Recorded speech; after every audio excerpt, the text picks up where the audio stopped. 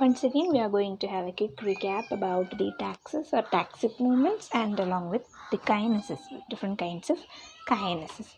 So, taxis is the directional orientation or locomotor movement. What is taxis?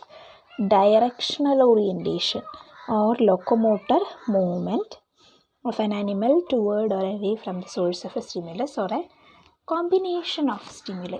It is the continuously and specifically guarded by external stimuli. Taxis is the directional orientation or locomotor movement of an animal toward or away from the source of a stimulus or a combination of stimulus. It is continuously and specifically guided by external stimuli.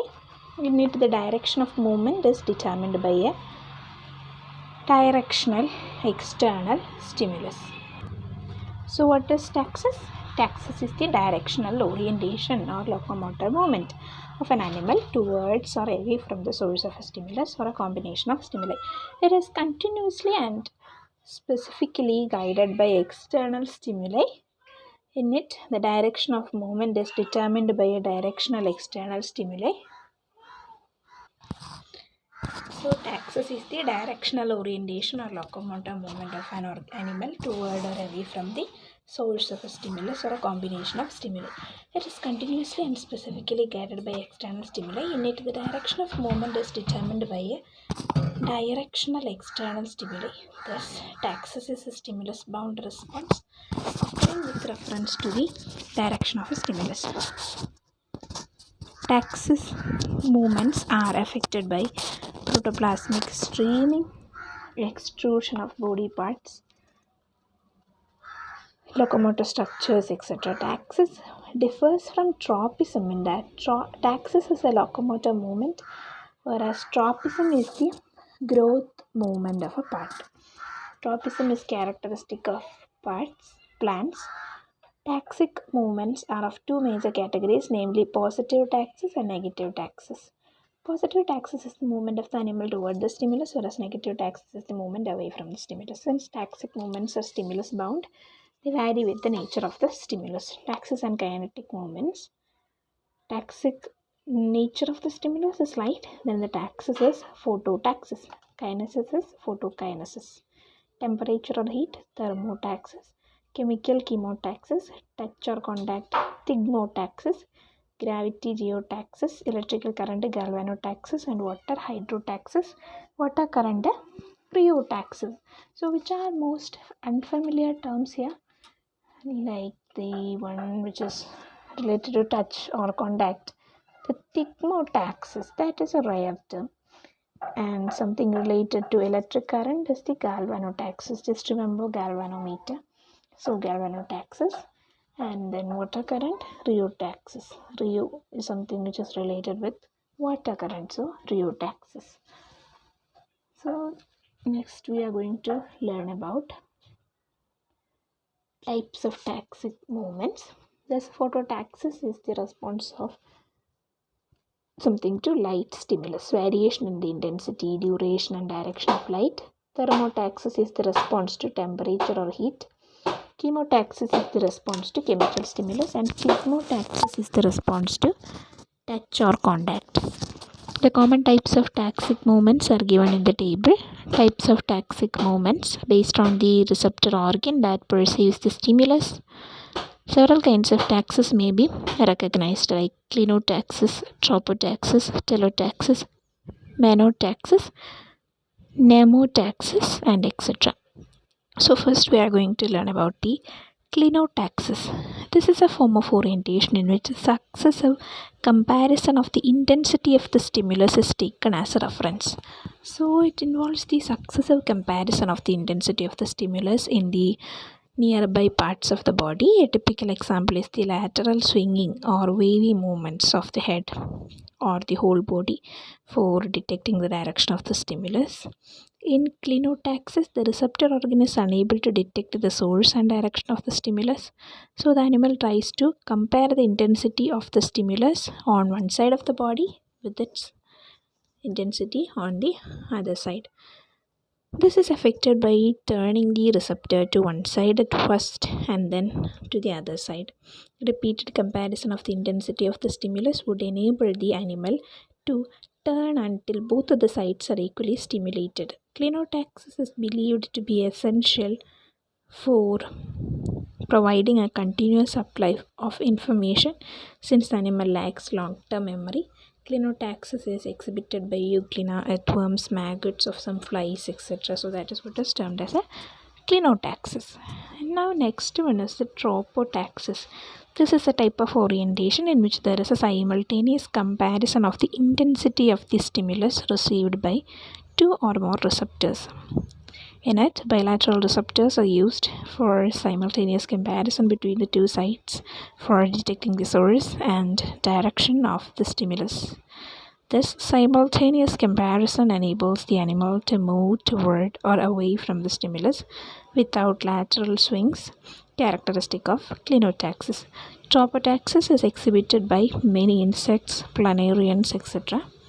So that is what is termed as a tropotaxis. What is that? This is a type of orientation in which there is a simultaneous comparison of the intensity of the stimulus received by two or more receptors.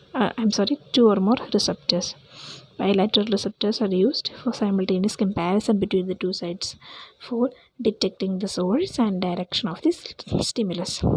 This simultaneous comparison enables the animal to move toward or away from the stimulus without lateral swings, characteristic of clinotaxis. So tropotaxis is exhibited by many insects, planarians, etc. Next one is the telotaxis. This is the directional taxic movement which does not depend upon the simultaneous comparison of the stimulation from two receptors. What are we doing here? Does not depend upon the simultaneous comparison of the stimulation from two receptors. Earlier, in case of tropotaxis, we were comparing the intensity received by two or more receptors, but here we are not comparing. If there are two sources of similar stimuli, the animal will detect any one of them and move toward or away from it and never in a median direction. So in this case, the influence of one stimulus will be inhibited. Thus, telotaxis is more goal-oriented rather than stimulus-bound. Orientation of dragonfly toward its prey is an example. Next, we are going to learn about the menotaxis. Menotaxis.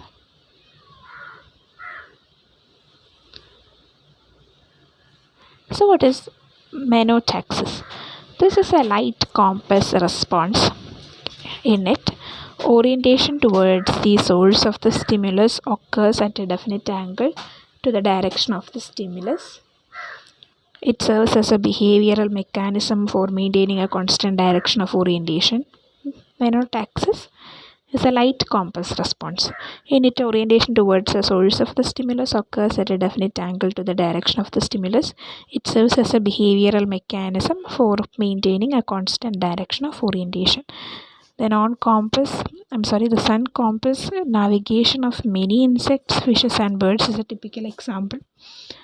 These animals use sun as a guidance in homing.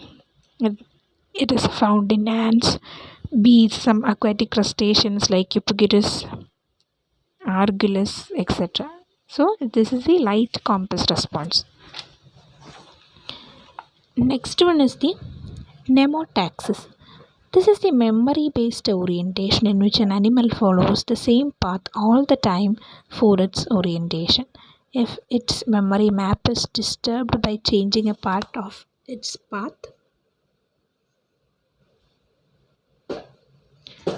the animal will stop proceeding forward. Soon it will retrace its steps until it locates a familiar landmark. Then it will easily resume its current path to overcome the difficulty. An interesting analogy can be drawn between mnemotaxis and a bear reciting a poem. If he forgets a few lines in the midway, he will stop reciting. Then he will repeat reciting from the beginning until the forgotten lines come to his memory. Mnemotaxis is found in water stream. Now we are going to learn about the next topic, that is nothing else but the kineses. Kinesis is the non-directional random orientation of animals in which the rate of response of the animal is proportional to the intensity of the stimulus rather than to its direction. In kinesis, the animal is not oriented in relation to the source of the stimulus. The stimulus produces only a change either in the speed of the movement or in rate of turning, and this alters the position of the animal in relation to the source of the stimulus. Movement of woodlouse is a typical example. Woodlouse is most active in low levels of humidity and so it moves quickly in dry atmosphere to form aggregations in most moist places. On the other hand, at high humidity or in damp atmosphere, it is less active and moves only slowly or does not move at all. Just as taxis, kinesis also is stimulus bound. So kinetic movements vary with the nature of the stimulus. Photokinesis is the response to light.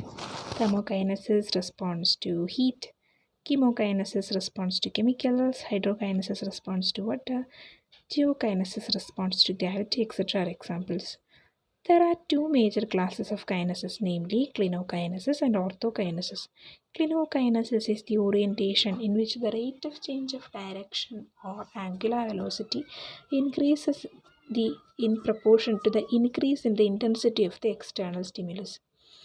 Orthokinesis, on the other hand, is the orientation in which the animal's speed of locomotion is directly proportional to the intensity of the stimulus and the linear velocity of the body and independent of the spatial properties of the stimulus.